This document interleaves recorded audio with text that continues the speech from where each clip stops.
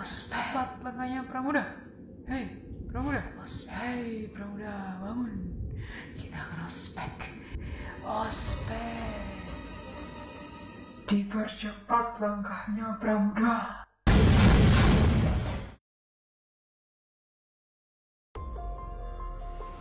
Ospek yang jadi tahap awal perkenalan mahasiswa baru di kampus sering menjadi momok bagi para mahasiswa baru. Apalagi di masa pandemi corona saat ini, semua jadi serba online. Apakah ospek akan tetap seseram yang dibayangkan? Dipandu oleh saya, Halloween. Dan saya Mutari, kami akan mengupas tuntas seputar ospek online. Oleh karena itu, simak terus Sinit, si biru liputan tanpa duit. Episode serba serbi ospek online.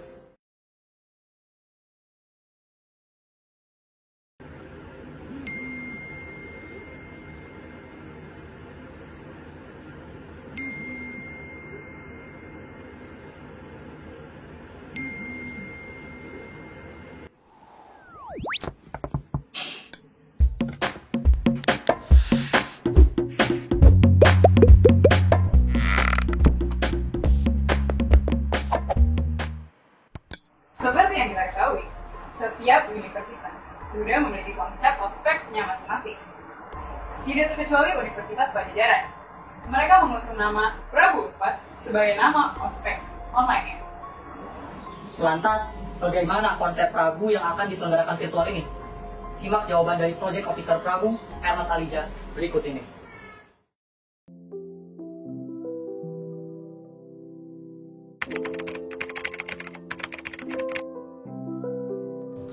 Untuk Prabu sendiri, sejauh mana kita udah pada tahap tinggal eksekusi dan finishing ya, untuk beberapa, karena udah dari ini di shoot itu udah sekitaran H-20 gitu. Jadi memang sudah harus pada tahap kita trial error juga untuk segala sarana daring kita, biar nanti ketika memang sudah rilis dan ketika hari H insya Allah berjalan dengan lancar.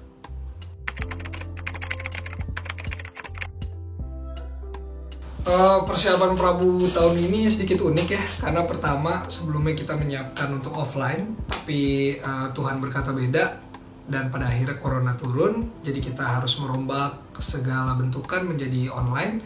Kalau bisa dibilang sih udah sekitaran 3 bulan lah ya kita mempersiapkan hal ini.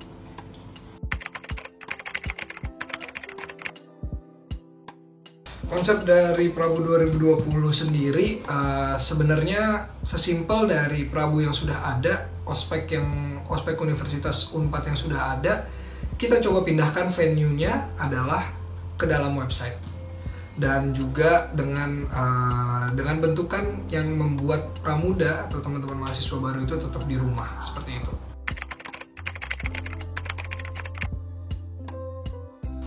Media yang paling diutamakan dan paling ditekankan di Prabu tahun ini pertama ya media sosial ya, kayak Instagram, Twitter, dimana kita di situ tempatnya berinteraksi dengan mahasiswa baru, dan juga kita membawa website sebagai venue utama untuk Prabu 2020.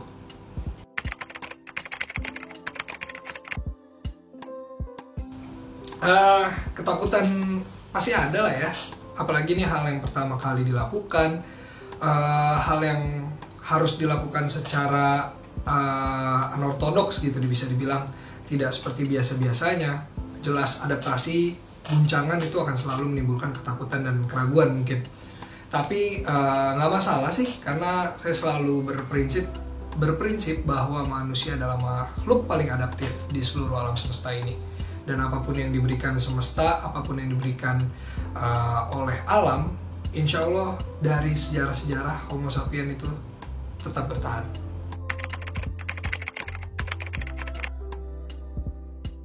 Oke, karena kita berbicara tentang mungkin 7.000-8.000 kepala gitu ya di Prabu ini, memang untuk perkumpulan yang segitu besar kayaknya nggak bisa. Maksudnya jatuhnya webinar dong. Nah kita nanti akan ada juga untuk sesi di mana teman-teman mahasiswa baru itu bertemu dengan teman-teman dari panitia, dan insya Allah hal itu yang bisa dibilang sebagai temu fisik kita yang untuk menggantikan temu-temu seperti Prabu sebelumnya, begitu.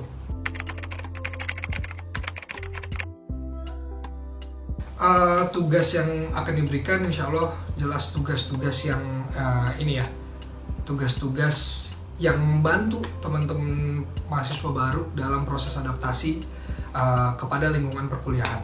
Mungkin nanti teman-teman di fakultas, nanti juga mungkin di jurusan akan lebih diperdalam, tetapi di sini mungkin bisa dibilang lebih ke general dari mahasiswa itu seperti apa.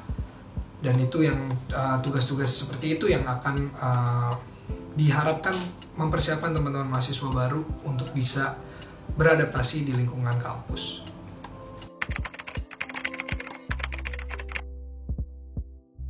Mecahkan rekor muri ini rahasia ya berarti jatuhnya. Tapi gini, karena kita punya apa bisa dibilang punya hal yang lebih penting gitu. Bukan, saya nggak bilang untuk hal seperti itu tidak penting, tapi kita punya hal yang harus diloncati. Ada batu besar yang harus kita loncati, yaitu dengan adaptasi sistem daring seperti ini. Dan kami di Prabu 2020 menganggap tambahan-tambahan itu menjadi hal yang kita pikirkan tetapi setelah hal primer, yaitu orientasi dan juga penyambutan dari teman-teman mahasiswa baru itu dapat terlaksana, dan kami bisa yakin dapat terlaksana. Jika hal itu memang sudah dapat dilakukan, maka kami akan mulai melihat opsi-opsi selanjutnya.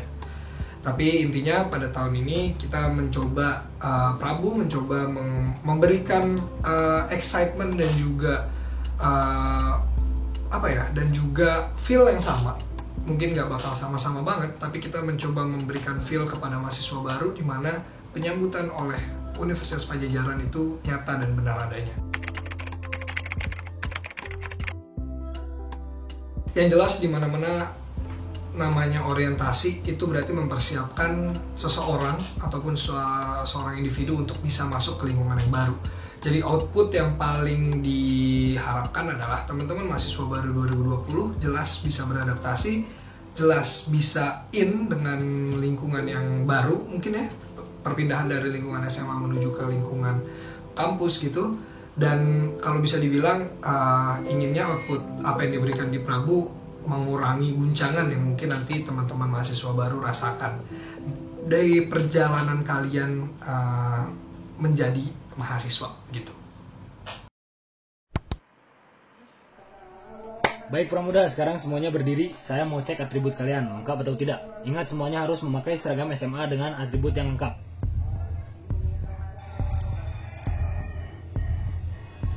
Hei Pramuda, iya kamu yang di atas saya. Kamu Putri, bentar, siapa sih namanya? Zevanya, kamu kenapa nggak pakai rok SMA? Katanya siap jadi mahasiswa. Mana ada mahasiswa nggak disiplin kayak gini? Maaf Kak, Kang, maksudnya saya tadi nggak sempet. Tidak sempet, kamu pikir kamu bisa berasal-asalan gitu jadi mahasiswi?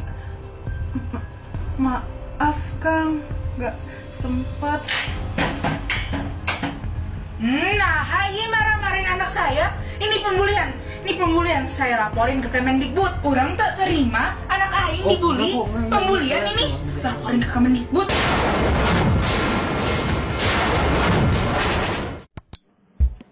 Ospek selalu dikaitkan dengan kehadiran komisi disiplin yang terkenal galak.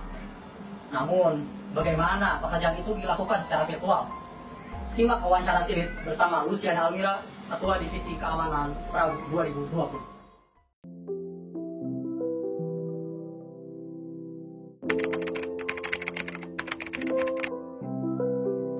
Divisi Keamanan Prabu adalah mengamankan dan menjaga ketertiban kegiatan Prabu. Di situ memang kami bertugas untuk menjaga kekondusifan seluruh acara dari pihak internal maupun eksternal.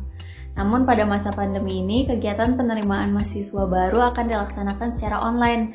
Maka dari itu, beberapa divisi seperti keamanan, medik, rancang bangun, serta logistik melakukan pengalokasian divisi dalam penugasan selama Prabu berlangsung.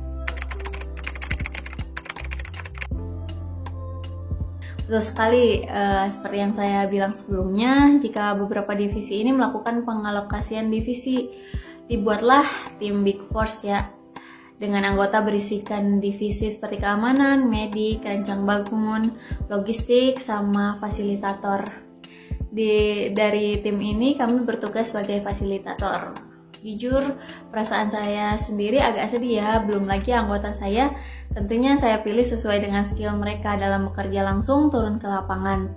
Dan sekarang harus beralih tugas yang tentunya bertolak belakang seperti menjadi fasil. Dan juga ini sulit juga ya, apalagi dilakukan via daring.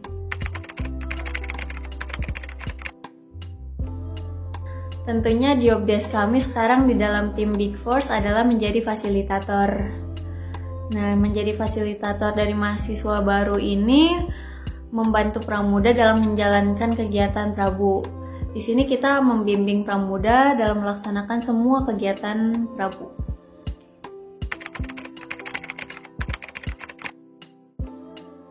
Atribut sendiri dalam pelaksanaan Prabu mengharuskan pramuda menggunakan pakaian yang rapi dan mengikuti kegiatan secara tepat waktu. Mungkin syarat peraturan Prabu sendiri masih kita keep dulu ya, biar surprise.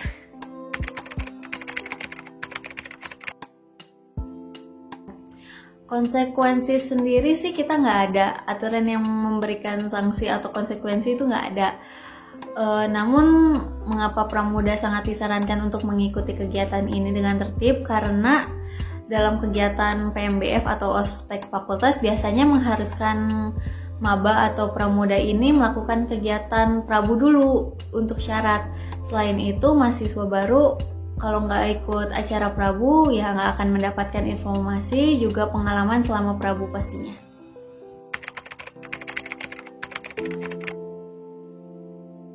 TOT atau Training of Trainer tentunya harus didapatkan oleh tim kami ya. Seperti sebelumnya dalam kegiatan keamanan juga pasti melakukan TOT, apalagi kini setelah pengalokasian tentunya kami perlu mempelajari lagi dari awal untuk bisa menjadi fasilitator yang baik. Pembulian ini laporin ke Kemendikbud. Anak saya kenapa ini? Saya tim medik. Mana tim medik anak saya kenapa ini? Anak saya kenapa? Woi, medik, tolong medik. Waduh, ini kayaknya kesurupan, Bu. Dia mungkin kesurupan macan di squad, Bu. Bagaimana ini ya? Terus saya coba doakan dulu ya. Auzubillahiminasyaitonirrajim. Bismillahirrahmanirrahim. Anak saya Kristen. Bagaimana jika terjadi hal di luar kendali panitia? Dian Aulia sebagai ketua tim divisi med akan menjawab pertanyaan tersebut.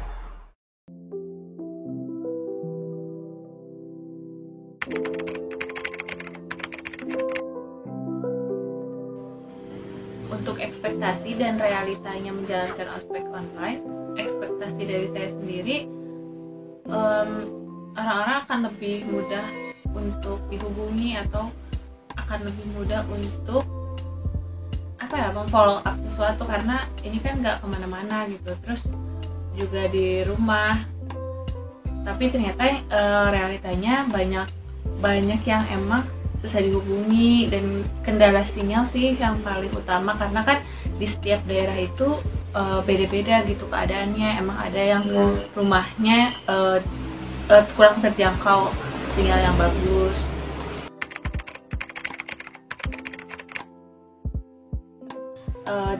Kebetulan di Medik Prabu sendiri ini kita dialihfungsikan menjadi fasilitator, jadi dari segi tugas jelas berbeda.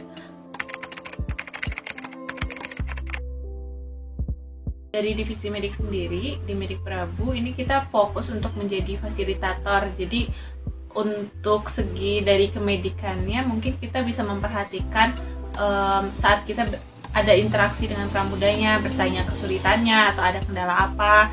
Jadi untuk hal yang diperhatikan sendiri, paling kita membangun kedekatan atau maksudnya kayak hubungan interpersonal dengan pramudanya agar jika ada kendala kita bisa membantu.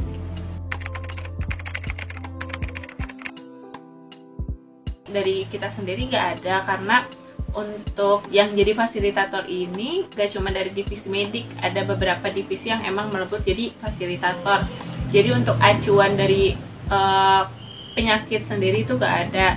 Dan untuk pertanyaan yang mengacu pada penyakit, paling nanti ditanya kendalanya apa. Mungkin buat pramuda-pramuda yang emang punya penyakit-penyakit tertentu dan kelelahan, mungkin cepat lelah, itu bisa dikomunikasikan. Jadi fasilnya sendiri itu tahu kapasitas dari pramudanya, apakah bisa full untuk mengikuti kegiatan ataupun hanya bisa mengikuti sebagian kegiatannya. Jadi bisa dikomunikasikan langsung dengan fasilnya.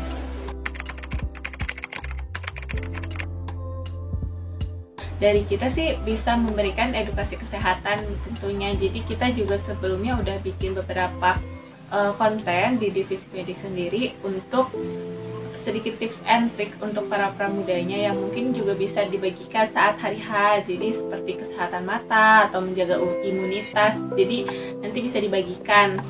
Untuk penanganannya sendiri dari divisi medik sebenarnya tetap dibekali untuk penanganan penyakit umum. Jadi kalau misalnya nanti ada pramuda yang emang sakit dan kita bisa memberikan beberapa saran, tapi hanya beberapa saran sih. Jadi kalau misalnya untuk penanganan tertentu itu kan harus dengan tenaga yang lebih ahli. Kalau misalnya online gini kita juga pengkajiannya takutnya kurang. Jadi dari kita hanya sebatas untuk memberikan edukasi kesehatan. Memang ekspektasi tidaklah seindah realitas. Namun di kala pandemi, ospek online mungkin jadi pilihan yang paling bijak. Semoga adanya ospek online ini bisa menjadi pengalaman yang unik dan berkesan bagi panitia dan mahasiswa baru sekalian. Sekian perjumpaan kita kali ini. Nantikan terus Silit, si biru liputan tanpa duit, episode berikutnya. Kami host pamit undur diri.